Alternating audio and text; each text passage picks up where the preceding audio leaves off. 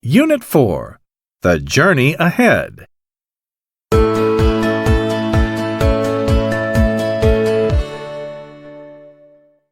Read about it.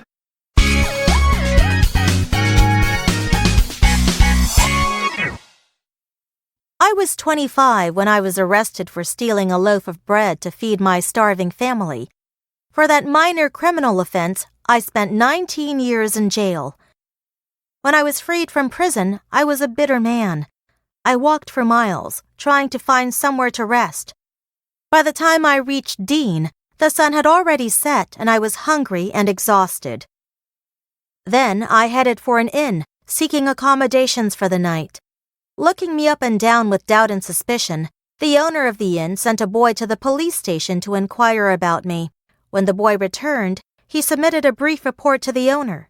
Glancing through the note, the owner learned that my name was Jean Valjean and that I was an ex-convict.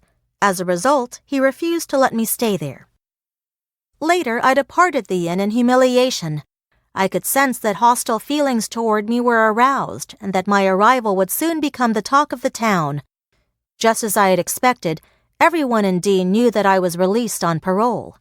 Consequently, no one was willing to reach out to me, and even a glass of water was too much for me to ask for.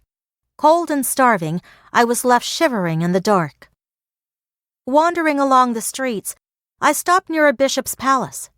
Fortunately, the bishop saw me. He took pity on me and welcomed me warmly.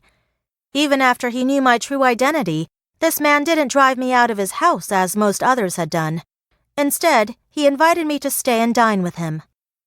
That night, though I was lucky enough to sleep in a bed for the first time in 19 years, I couldn't fall asleep.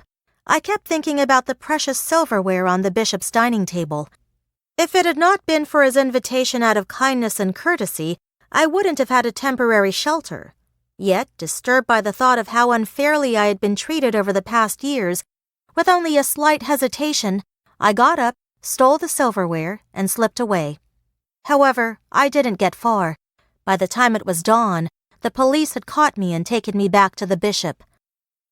"I'm so delighted to see you again," the bishop said to me before I could speak. "You forgot to take the candlesticks."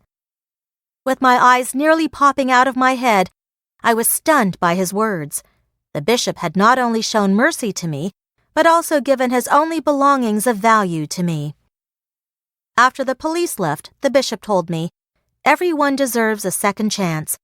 Promise me that you will use this silver to become an honest man." He continued solemnly, "Jean Valjean, my brother, you no longer belong to evil, but to good. It's your soul that I'm buying for you, and I give it to God." I soon left the bishop's house with my thoughts staying on my dark days in prison and on my wasted life. Filled with anger and gloom, I stamped around the countryside. As I sank into my misery, however, the bishop's words flashed through my mind. All at once, my thoughts of past events were somehow dismissed. The bishop's love and forgiveness had cast out my hatred for the world. From that moment on, I was truly free.